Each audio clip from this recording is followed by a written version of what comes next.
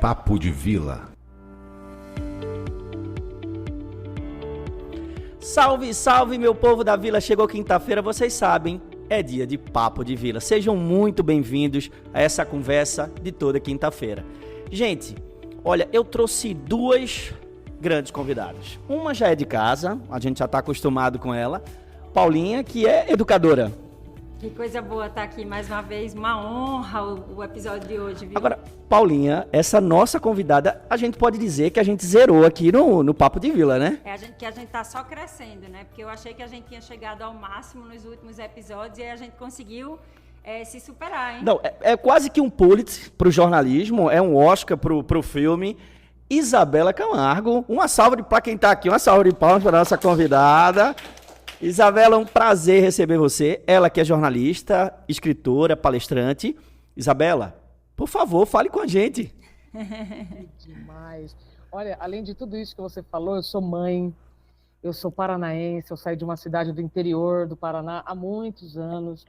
E acho que como todos que estão acompanhando agora esse nosso programa, uma grande sonhadora, e foi por sonhar muito, mas com falta de algumas orientações que, se eu tivesse recebido na escola, teria sido diferente, mas então, já que eu não recebi, está na hora então da gente falar sobre isso. Então eu estou bem feliz em estar aqui com vocês e poder compartilhar assuntos que podem ser úteis para todos. Paulinha, faça as honras da casa. Primeira pergunta com você. Então, na verdade, a gente gostaria de ficar 2h30 com Isabela e era pouco, né? Mas só para o primeiro episódio, tá, Isabela? Só para o primeiro episódio. Da agenda dela, vamos acelerar aqui.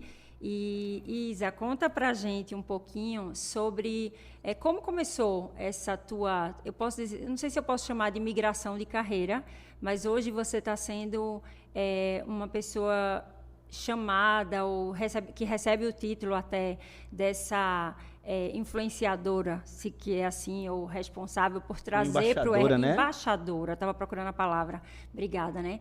Embaixadora do RH. E assim, podendo trazer esse pensar, essa alusão à preocupação com o cuidado das emoções dentro das organizações. Então, fala um pouquinho para a gente de como tudo isso começou. Sim. É importante dizer, Paula, que é muito bom quando a gente descobre a nossa missão dentro da profissão. Perfeito. Então, quando a gente descobre a missão dentro da profissão, é gol, né? Isso. Curioso é que eu descobri a minha missão dentro da profissão quando eu tive a minha demissão. Fazendo aqui vários trocadilhos, né? Evidente que é para chamar atenção, mas foi isso mesmo. Eu continuo jornalista, só que hoje eu trabalho com a educação em saúde mental. Uhum.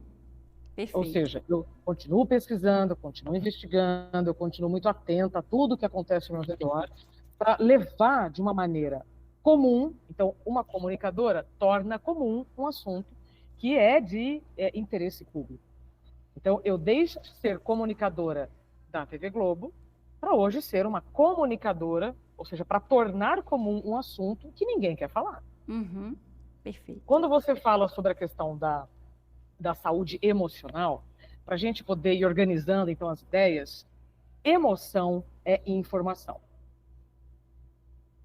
Emoção é informação. Ou seja, se nós passamos todas essas gerações ignorando as nossas emoções, a gente ignorou informações muito importantes. Está na hora, então, agora, em 2024, né, nós, adultos, repensarmos, será que a gente vai continuar jogando fora tanta informação? Será que se eu não me dedicar um pouquinho a entender que emoção é essa que hoje, por exemplo, eu estou feliz, legal. Mas o dia que eu estou triste, por que eu estou triste? E o dia que eu estou angustiado, por que eu estou angustiado? O que está se relacionando comigo e como eu estou me relacionando com isso que está afetando o meu corpo? Então, primeira coisa, emoção é informação. Perfeito. Tá? E, de novo, hoje eu levo essa educação em saúde mental porque os filhos fazem o que os pais fazem. Os filhos não fazem o que os pais falam. Os filhos fazem o que os pais fazem. Assim como numa empresa, os liderados fazem o que os líderes fazem. Os liderados repetem o exemplo da liderança. Então, quando a gente coloca esses dois ambientes lado a lado, você vê que todos nós precisamos desenvolver educação no tema. Porque uma coisa é o que não nos ensinaram, agora é a minha autorresponsabilidade em saber do que eu tenho que saber. Perfeito. Percebe? Então, quando eu falo com alunos, né, no ambiente escolar, muitos me perguntam em como esse aluno ele não pode se sobrecarregar, porque é muita, como é que chama? Atividade? É muita atividade, é muita cobrança, é muita pressão, né? E como é que você vai fazer para um indivíduo que ainda não tem repertório de vida escolher uma profissão que ele vai levar a vida inteira? Por que eu estou dizendo isso? Porque os jovens estão fazendo o que os adultos fazem. Perfeito. Então, é aquilo. Quem vem antes, ovo ou galinha? Quem tem que mudar primeiro, o jovem ou o adulto? O pai ou o filho? Eu acredito numa construção mútua. Por isso que é tão importante esse assunto estar sendo falado na escola, falado na empresa, porque todos nós precisamos dessa educação.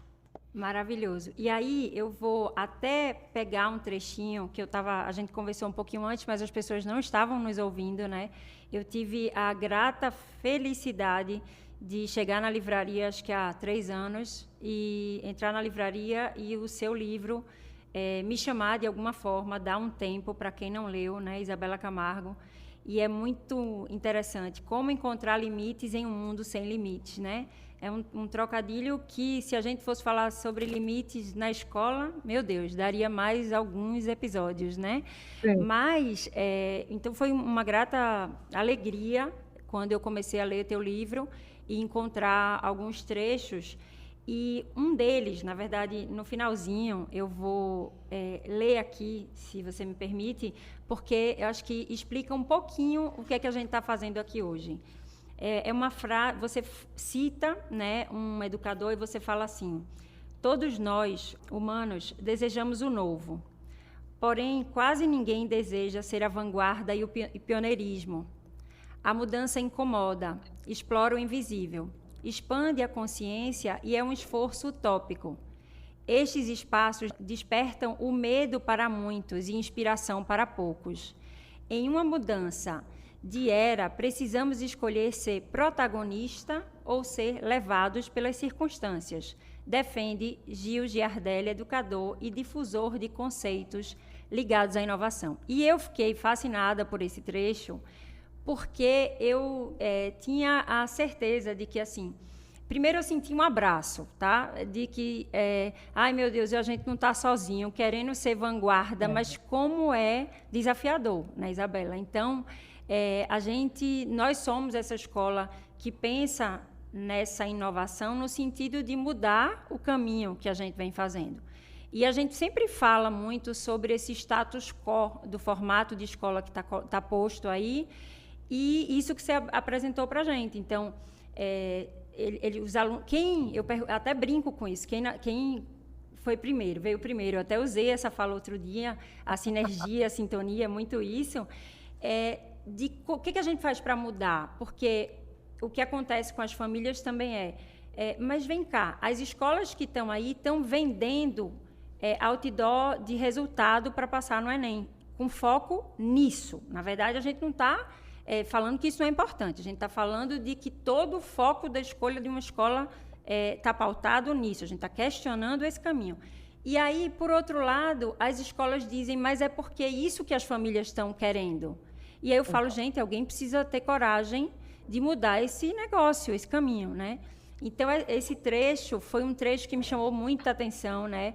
E falou assim para a gente, tem tudo a ver a gente chamar a Isabela para bater um papo e poder nos ajudar, nos encorajar para esse caminho, né? E, Paulinha, Isa, você tem uma carreira, né, por muitos anos em TV. Você acredita que essa pressão também ajudou a esse desenvolvimento quando na vida adulta, profissionalmente, ou não? Essa sua escola, que foi a minha, que foi a de Paula, também não ajudou, vamos dizer assim, não foi motivador para essa geração estar tão carregada? Tá, vamos lá. O que eu vou falar agora pode ser que incomode muita gente, tá? Pressão, todo mundo vai ter. Uhum. Se pressão fosse ruim, ninguém contrataria personal trainer, né, para treinar. Uhum. Ninguém seria pressionado por uma pessoa para fazer aquilo que pode fazer sozinho.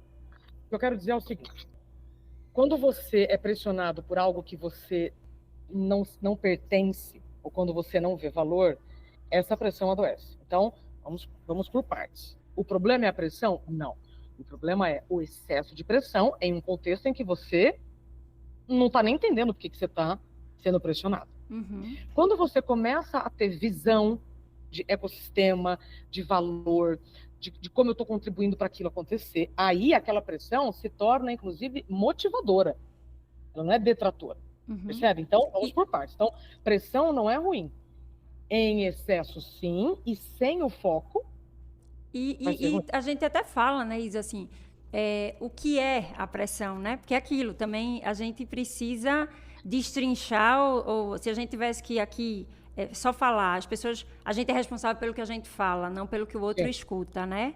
Então, se a gente vai falar sobre essa definição do que é pressão, por exemplo, aqui na escola, quando a gente vem questionando esse caminho, o que a gente questiona é de que a gente coloque a principal função da escola como preparar o aluno para passar em uma prova. Veja, a gente está desperdiçando a oportunidade de desenvolver habilidades, inclusive as de desenvolver essas habilidades para trabalhar a resiliência, a lidar com as emoções, entender suas emoções, que é como você falou. Então, acredito que é por aí, né? Mas, como você estava falando...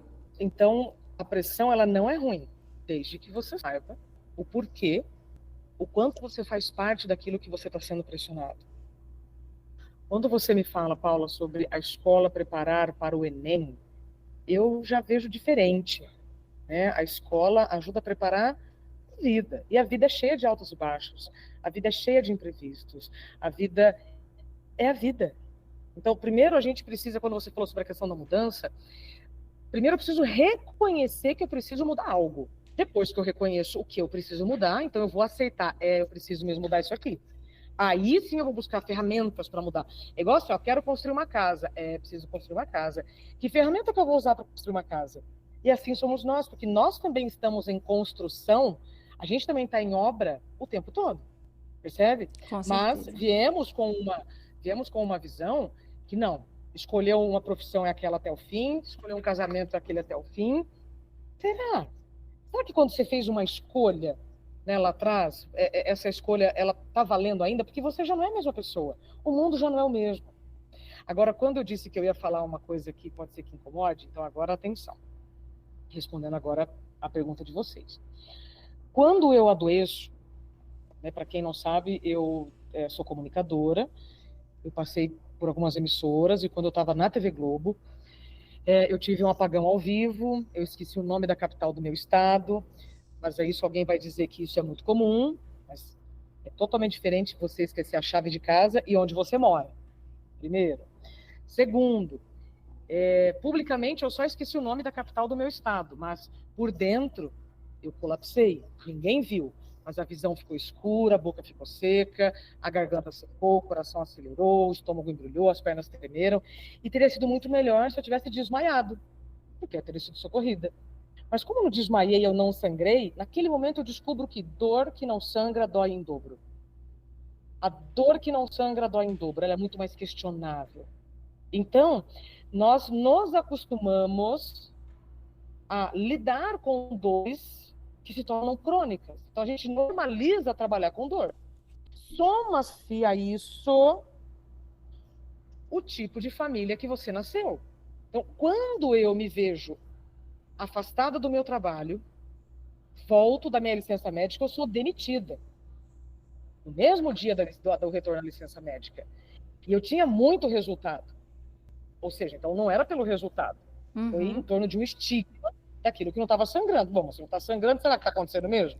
Né? E aí onde eu quero chegar é que, dependendo da sua estrutura familiar, você cresceu ouvindo que você não precisa descansar. Você cresceu ouvindo que ser o primeiro a chegar e o último a sair é o que demonstra o seu valor. Então, eu me deparei com frases da minha família que para mim eram as mais ideais. E eu cresci no modelo em que o trabalho era a única fonte de prazer.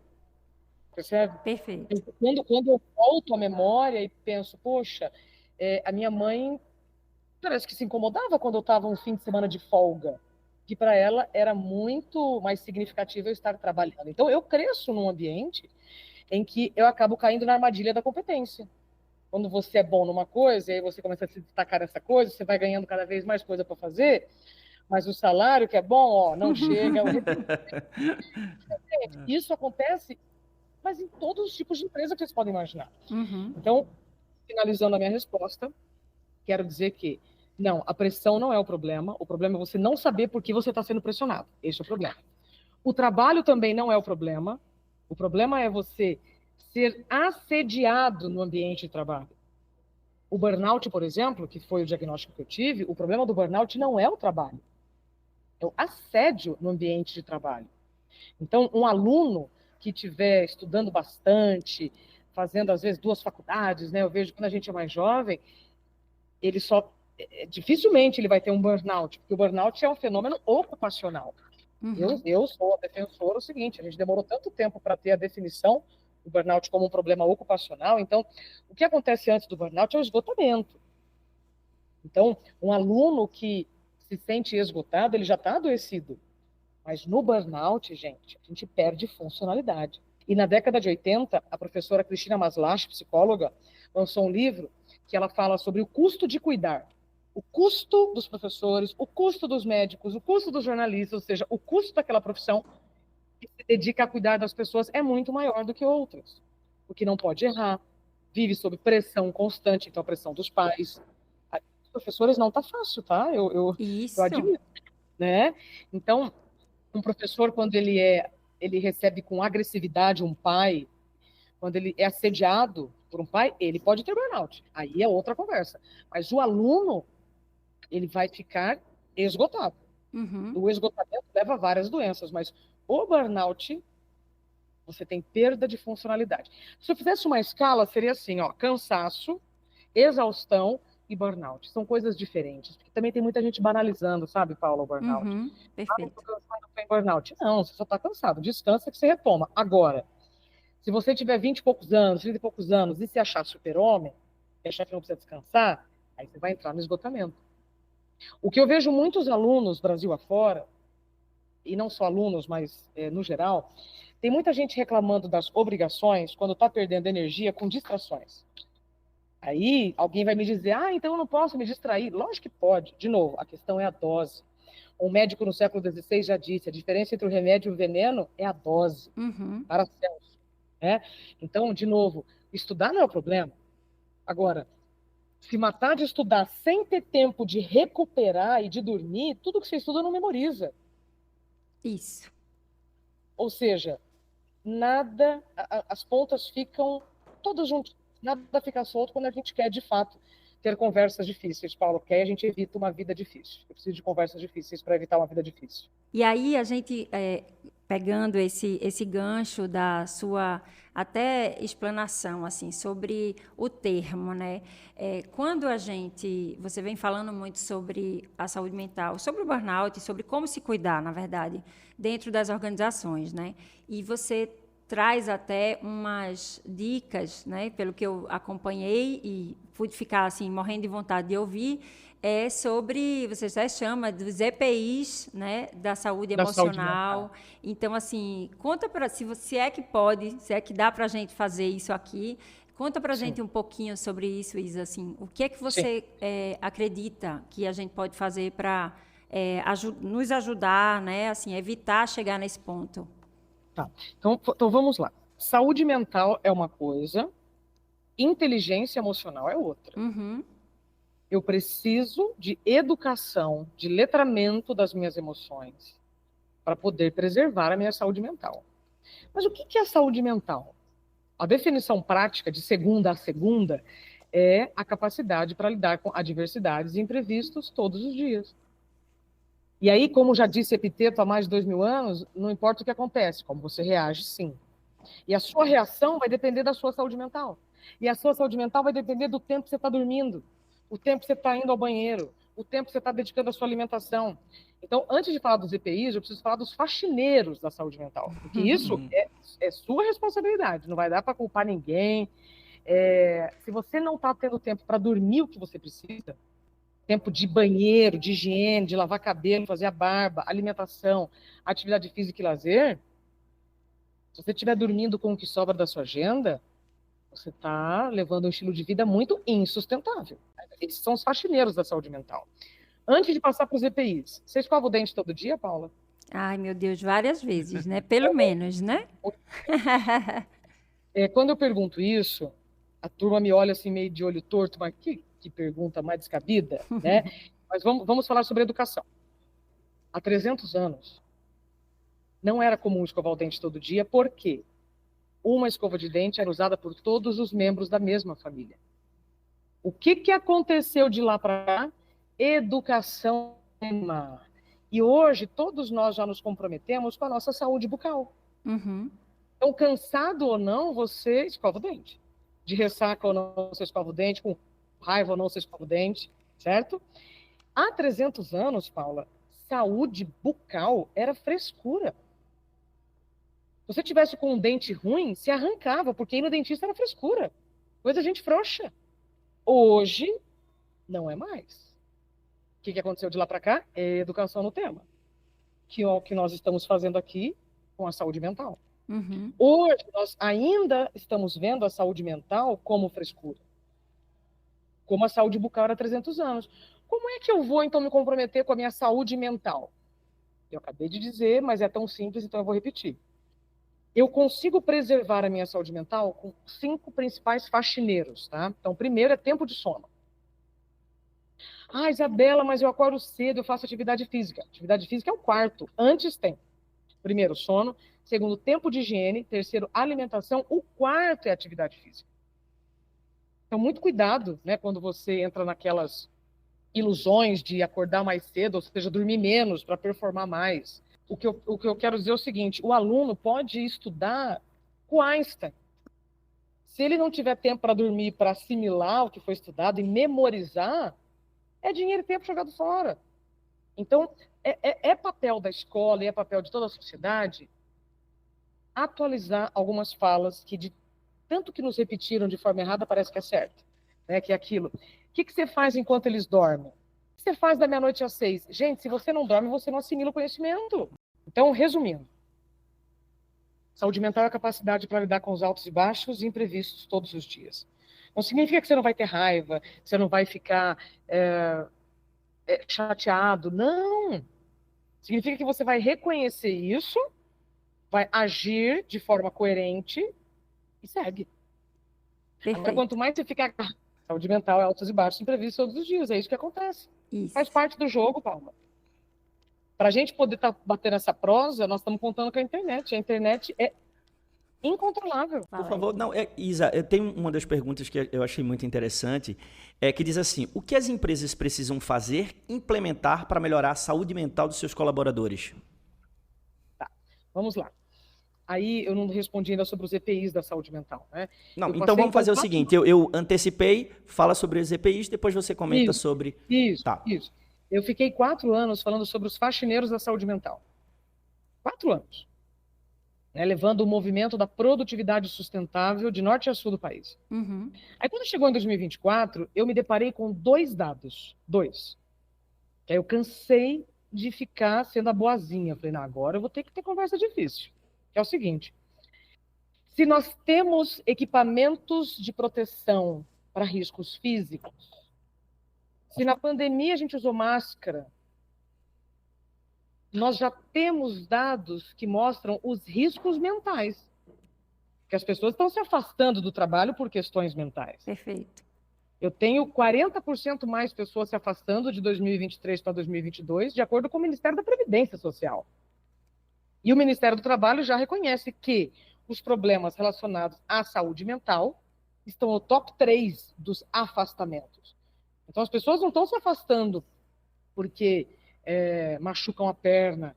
Veja que quando a gente fala de problema na coluna, que é um dos principais de afastamento, também é uma dor que eu não vejo. A pessoa, então, ela tem que estar se arrastando para eu reconhecer a dor dela, percebe? Então, está na hora da gente ter mais empatia pela dor que não sangra. Dito isso, eu começo a estudar do Ministério do Trabalho, da criação do Ministério do Trabalho até as NRs, que são as normas regulamentadoras do trabalho, foram 40 anos. 40 anos para ter equipamento de proteção individual para riscos que sangram, que são visíveis. Aí eu falei, gente, então se tem risco mental, cadê o EPI para a saúde mental? Boa sacada, né, Paulinha? Foi Muito. só isso.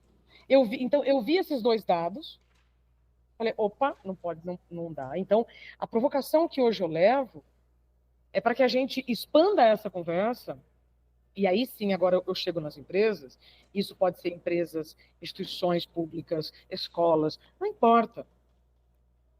Inclusive, em 2025, nós teremos uma atualização da NR em que você será obrigado a transmitir para o governo, igual o CAGED, os riscos psicossociais. Isso está dando muito o que falar. E não é uma análise individual. Fiquem tranquilos, líderes. É uma análise do ambiente. Só que depois, se você tiver um afastamento por problema relacionado à saúde mental, mas cadê o mapeamento disso?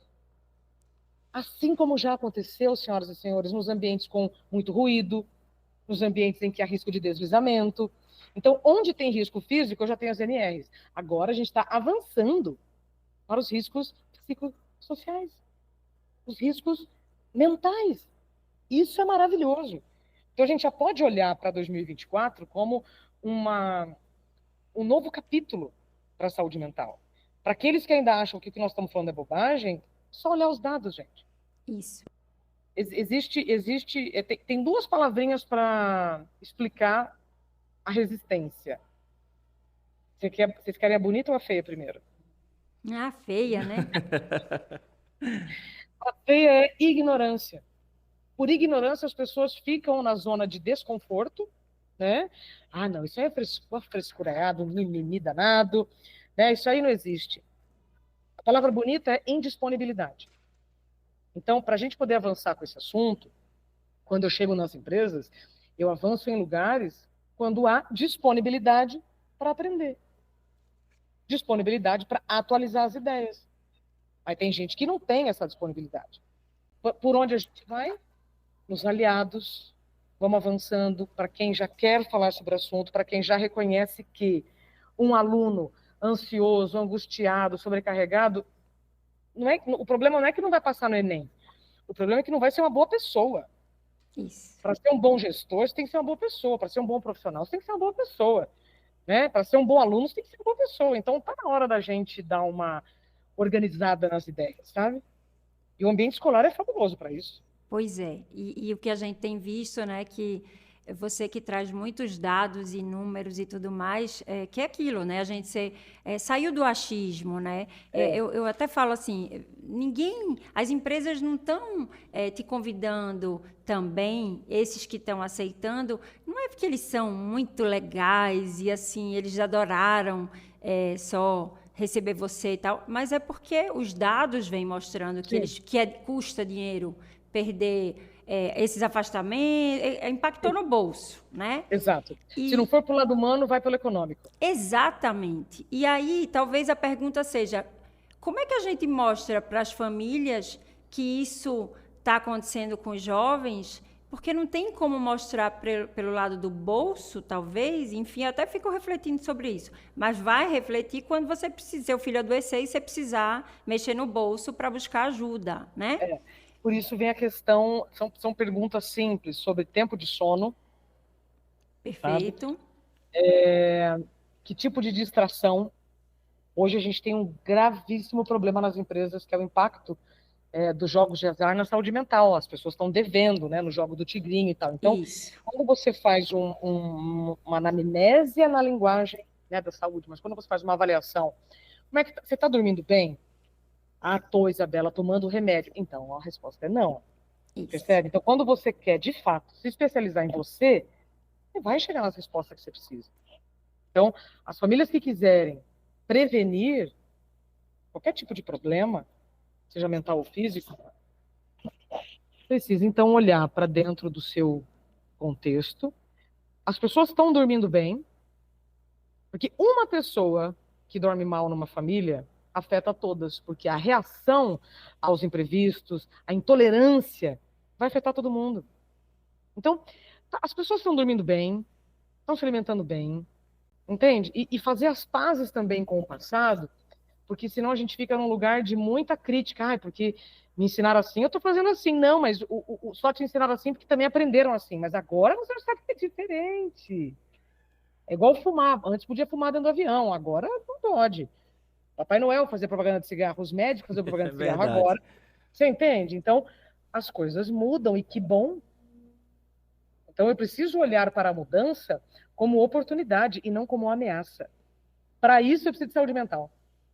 Senão, Perfeito. toda mudança me parece uma ameaça. Perfeito. E é o que a gente vem falando sobre esse olhar, essa necessidade da gente preparar esses jovens para lidarem com tudo isso. Então, assim, quando a gente Exato. fala, de novo, a gente está aqui só chamando a atenção das famílias para a necessidade da gente desenvolver essas habilidades. Assim, a Sim, escola, eu até falo assim que a gente está passando por mudanças tão loucas, né, que hoje um dos maiores desafios da escola é os pais lidarem com a dificuldade, os conflitos dos filhos na escola, né? Alunos ali de 6 a 10 anos que os pais não conseguem lidar com as relações dos conflitos que os alunos vivem na escola. E eu falo assim, gente, que bom que está tendo conflito. Significa que eles estão convivendo, que eles estão jogando, brigando, e que eles vão aprender a resolver os conflitos e fazer as pazes.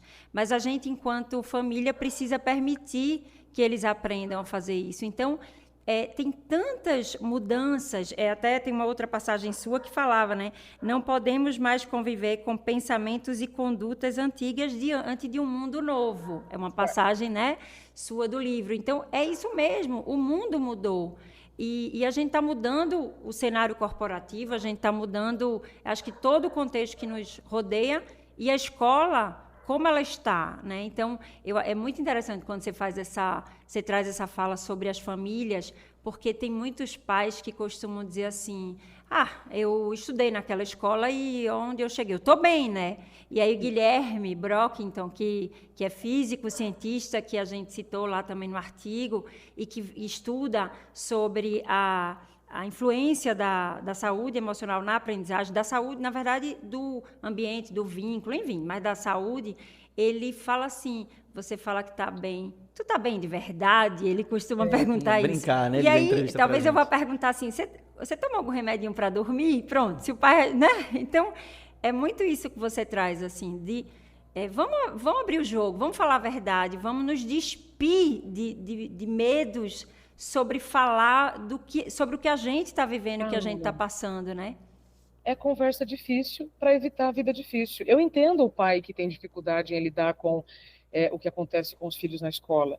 Porque hoje eu sou mãe de uma menina de 3 anos. Perfeito. Só que a Angelina faz coisas que eu demorei 40 anos para fazer. Uhum. Percebe? E eu vivi um contexto muito diferente do que eu estou vivendo agora, ela agora como mãe, porque eu não tinha liberdade para falar das minhas emoções. E aí, só um contexto sobre relacionamento, enquanto houver vida, há relacionamento, e você vai se relacionar com pessoas que têm repertórios diferentes, hábitos diferentes, entende? Então, se vocês, né, puderem habilitar os alunos de vocês nisso, todo mundo ganha, toda a sociedade ganha. Porque assim como um afeta para o mal, um também afeta para o bem. E você pode mudar as histórias também, né? Eu falo Sim. que a gente tem o desafio, mas assim, a oportunidade de mudar histórias, e é para isso que a gente existe. É como você começou falando, a sua fala é a missão, acho que é o propósito. A gente não está... Quando isso se torna propósito, é muito mais prazeroso, né? Agora eu vou contar para vocês quando eu descobri tudo isso. Ia ser minha pergunta, Isa, porque só para fazer uma introdução, achei muito interessante, você falou dos 4 faxineiros. E me veio, 5, né? E aí me veio a curiosidade de em que momento o sono te afetou, ou a alimentação. Ah, tá. E é possível, Isa, você acha que é possível o pai perceber isso no filho, a Sim. criança também, e quais são os pontos? Comenta pra Ou gente. só quando sangra, né? Ah, bom. Então, olha, tem gente que se comove muito mais com um joelho ralado, né, como já é a música, Isso. né, do que uma pessoa que está chorando. Inclusive, eu não sei aí, mas aqui em São Paulo, se eu chegar na farmácia chorando ou sangrando, eu vou ser atendida primeiro sangrando. Perfeito. Então, nós temos mais empatia ao que sangra. Bom, mas, enquanto isso, né, estamos nós aqui tentando trabalhar educação e saúde mental. Eu aprendi tudo isso quando eu saí da cadeira de vítima e fui para a cadeira de aprendiz. Quando a dor está latejando, né, sangrando ou não, é muito comum a gente estar na cadeira de vítima. Muito comum. Né, porque o trabalho é assim, porque a chefia é assim, porque a rua é assim, porque o bairro é assim, porque a família é assim, porque a cidade é assim, porque o governo é assim. Mas quando você sai da cadeira de vítima e vai para a cadeira de aprendiz, onde eu quero chegar com essa história? Bom, por que será que isso está acontecendo comigo? Se isso está acontecendo comigo, é porque tem alguma coisa para eu aprender.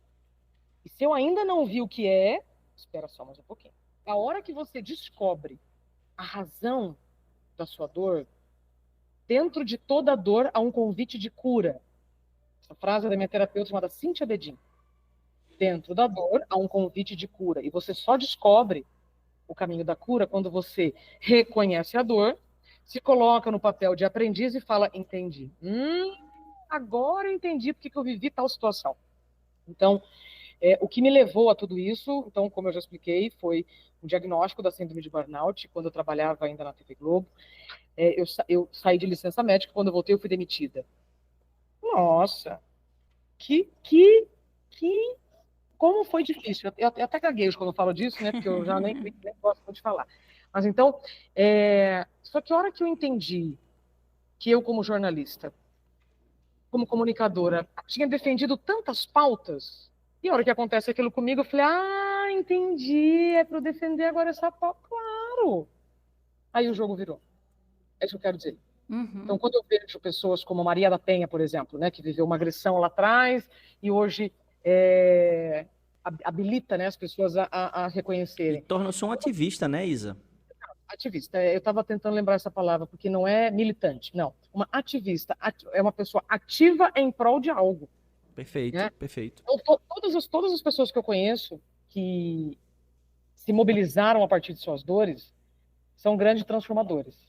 Tem um exemplo que eu gosto de trazer bastante, que é o da Helen Keller. Já ouviram falar da Helen Keller? Não.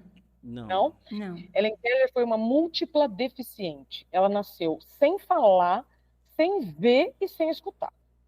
Ela era um bicho selvagem até uma enfermeira ter paciência com ela e ensinar para ela o alfabeto pela mão, pelo tato. Porque aí, se você não tem nenhum dos 3 sentidos, qual que sobrou? O tato. Uhum. Depois é só dar um Google, gente. Helen Keller, ela se formou em Direito, foi professora. Como que uma pessoa surda, cega e muda, múltipla deficiente, conseguiu tudo isso? Dá um Google que vocês vão saber. Perfeito. E aí, com isso, ao invés dela ficar reclamando, Deus, por que isso comigo? Não. Ela foi ser uma ativista em prol dos direitos aos deficientes. Então, a gente tinha combinado, né, Paulinha? Então, vamos começar assim a se despedir. E a gente tem uma brincadeira aqui, Isa, que é o seguinte: quando o convidado é bom, a gente faz como, Paulinha? Então, Paulinha, passo para você. E Isa, finaliza o nosso podcast. A palavra está contigo. Isso, Isa. Mais uma vez, a gente está aqui de coração imensamente grato. Deixamos aqui já no ar também um convite. Espero que você possa, via Recife, trazer Angelina aqui na vila, quem sabe, né? Então, assim, as portas estarão abertas e foi uma delícia. Muitíssimo obrigada por sua atenção, seu carinho e o seu tempo, que a gente sabe que é riquíssimo. Se vier a Recife, por favor, traga a Angelina aqui. Vai ser uma alegria. Obrigada pelo convite. Para ela ver a tartaruga, o peixinho e tudo mais. Mas, assim, muitíssimo obrigada por essa oportunidade. Eu agradeço profundamente esse tempo também de vocês. Quero parabenizar pelo trabalho que vocês vêm fazendo, né, com as crianças e adolescentes, porque percebo né, pelo próprio interesse de vocês em falar comigo esse assunto, que vocês estão preocupados em não formar bons alunos, mas boas pessoas. Perfeito. Então, eu fico muito honrada em compartilhar do meu tempo com pessoas como vocês, que estão dedicadas, como eu falei, não só a formar alunos, mas boas pessoas. E eu aceito o convite, tá? Vou levar a Angelina sim. Ai, Obrigada. por favor, seja dizer bem-vinda, quando você né? quiser vir. A gente vai manter contato aí com a Lê, mas assim, um prazer enorme, muitíssimo obrigado. E fala para a Angelina Obrigada, que depois gente. ela manda pra gente qual o esmalte, como ficou na mão dela, tá? Um beijo enorme. Tá bom. Isabela, então um prazer receber você, obrigado. Obrigada. Inspiração como jornalista também. Paulinha, é um prazer mais uma vez recebê-lo. Gente, é isso, espero que vocês tenham gostado e até o próximo Papo de Vila. Tchau, tchau. Obrigada, Isa, beijo.